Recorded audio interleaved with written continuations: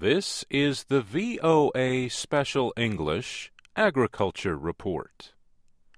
Not all research begins with a plan. Some studies begin by accident.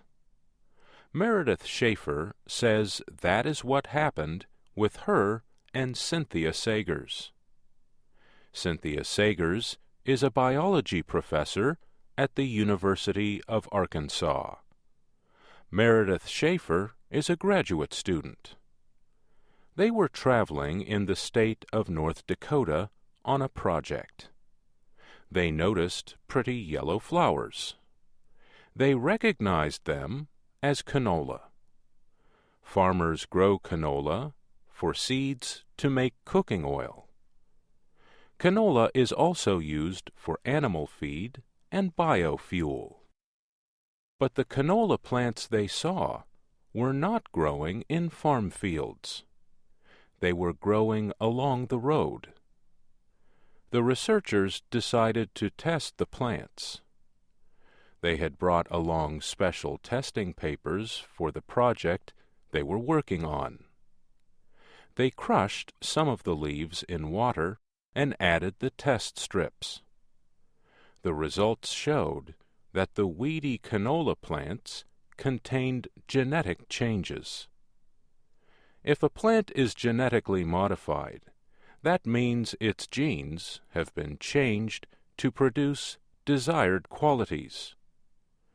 This summer, the researchers from Arkansas went back to North Dakota. This time, they went on a road trip to find canola. They traveled more than 5,000 kilometers. They stopped about every 8 kilometers to count plants and take samples to test in their vehicle. What they found, they say, was the first discovery in the United States of wild canola plants with modified genes. Meredith Schaefer presented the findings at a recent meeting of the Ecological Society of America. The scientists found canola plants in almost half of the places they investigated. They tested a total of 288 plants. They found that 80% of those plants contain genes from genetically engineered canola.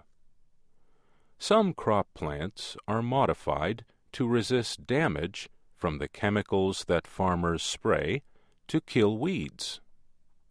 There are 2 proteins that can give canola the ability to resist 2 commonly used herbicides. One protein gives resistance against glyphosate. The other protein gives resistance against glufosinate.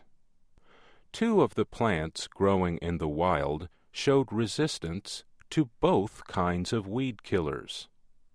Professor Sagers says canola varieties with these genetic qualities have not been released on the market. This suggests the result of wild populations reproducing on their own. And that's the VOA Special English Agriculture Report, written by Geraldine Watson. You can read and listen to all of our programs and get podcasts at voaspecialenglish.com. I'm Mario Ritter.